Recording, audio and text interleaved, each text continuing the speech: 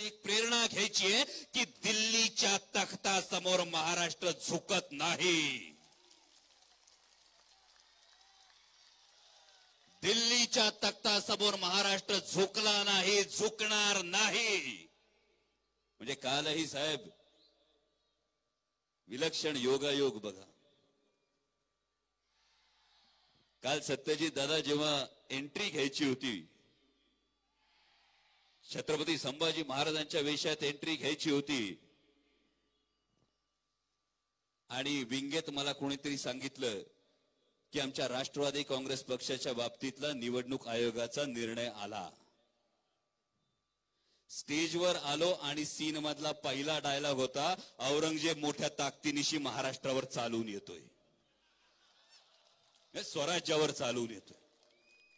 कधी कधी संकेत काही काही वेगळे असतात. आणि विशेषतः तुम्ही उजव्या कोपऱ्यात जे ओरडताय ना, हा तुम्हीच सगळेजण, मला पूर्ण खात्री आहे की हा संपूर्ण अजिबात हे राजकीय व्यासपीठ नाही. पण जेव्हा आपण जबाबदारीनं म्हणतो की महाराष्ट्राचा स्वाभिमान दिल्लीच्या तख्तासमोर झुकणार नाही, इतिहास फक्त छत्रपती शिवाजी महाराज की जय, छत्रपती संभाजी महाराज की जय एवढं ऐकण्यासाठी फक्त इतिहासाचा उजाळा करायचा नसतो, तर हा इतिहास प्रेरणा देत असतो प्रत्येक वेळी.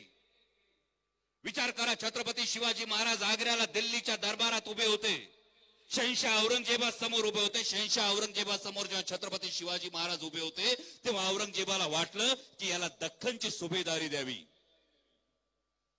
दख्खनची सुभेदारी मिळाली असती तर स्वराज्यापेक्षा 2.5 ते 3 पट मोठा सुभा होता.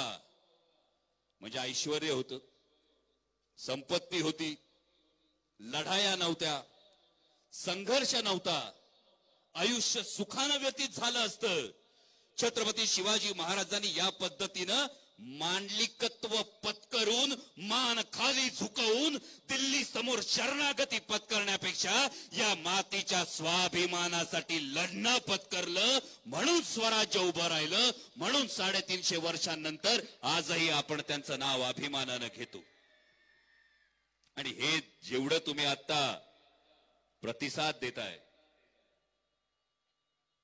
जरी राजकीय व्यासपीठ नसलं तरी माझ्या तरुण भावंडांना मी आवर्जून सांगणार, इथं अनेक जण बसले असतील जे यावेळी आयुष्यातलं पहिलं मत देणार असतील. आज ना पहिलं मतदान करणारे बरेच जण आहेत ना, तिकडे बरोबर, मला तुमच्या आवाजावरूनच कळलं तुम्ही सगळे पहिल्यांदा मत देणार आहात. आयुष्यातला पहिला मोबाईल महत्वाचा असतो, पहिला मित्र महत्वाचा असतो, पहिली सायकल महत्वाची असते, तसं आयुष्यातलं पहिलं मत सुद्धा महत्वाचं असतं. आणि ते सुद्धा आणि तुम्ही सुद्धा.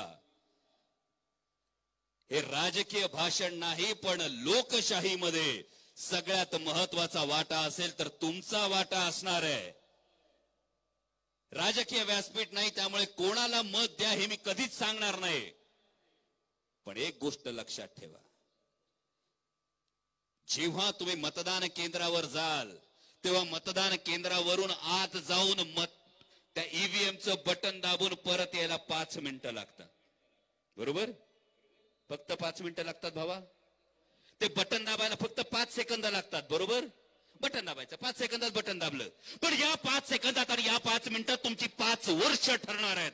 तुमच्या देशाचं 5 वर्षाचं भविष्य ठरणार आहे. हा देश कोणत्या वाटेने जाणार आहे हे ठरणार आहे. हा महाराष्ट्र दिल्ली समोर झुकणार की छत्रपती संभाजी महाराज आणि छत्रपती शिवाजी महाराजांच्या विचारानं ताठ मानेनं आणि निधड्या छातीनं लढणार, हे त्या 5 मिनिटात तुम्हाला ठरवायचंय. त्यामुळे कोणाला मत द्या हे सांगण्यापेक्षा त्या 5 मिनिटात आज जात असताना याचा जरूर विचार करा.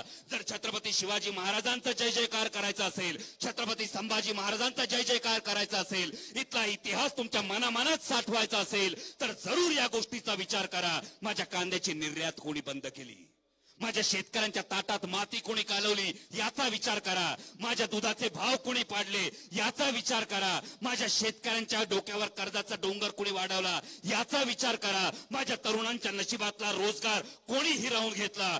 बल्क ड्रग पार्क जातं, टाटा एअरबस जातं, वेदांता फोक्सकॉन जातो, एका मागून एक उद्योगधंदा महाराष्ट्रातून पळवला जातो. माझ्या मराठी तरुणांच्या भवितव्यात अंधार कोणी पसरवला याचा विचार करा. आपण साधे सुधे नाही, आपल्या मनगटात ताकद आहे. आपल्याला छत्रपती शिवाजी महाराजांचा वारसा लाभलाय, तो इतिहास आपल्याला लाभलाय आणि डॉक्टर बाबासाहेब आंबेडकरांच्या संविधानानं सगळ्यात मोठी ताकद तुमच्या हातात दिली आहे, ती म्हणजे एक मत देण्याची.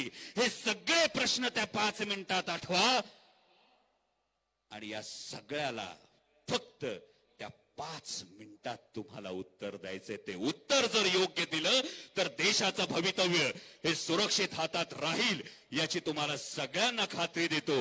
हा इतिहास तुम्हाला प्रत्येकाला लढण्याची, संघर्ष करण्याची ही प्रेरणा देत राहील आणि दिल्लीच्या तख्तासमोर मान झुकवण्यापेक्षा नजरेला नजर भिडवून माझ्या महाराष्ट्राचा स्वाभिमान जपण्याची तुम्हाला सगळ्यांना प्रेरणा देत राहील. आणि म्हणूनच मी आदरणीय बाळासाहेब थोरात यांचं मनापासून आभार मानतो.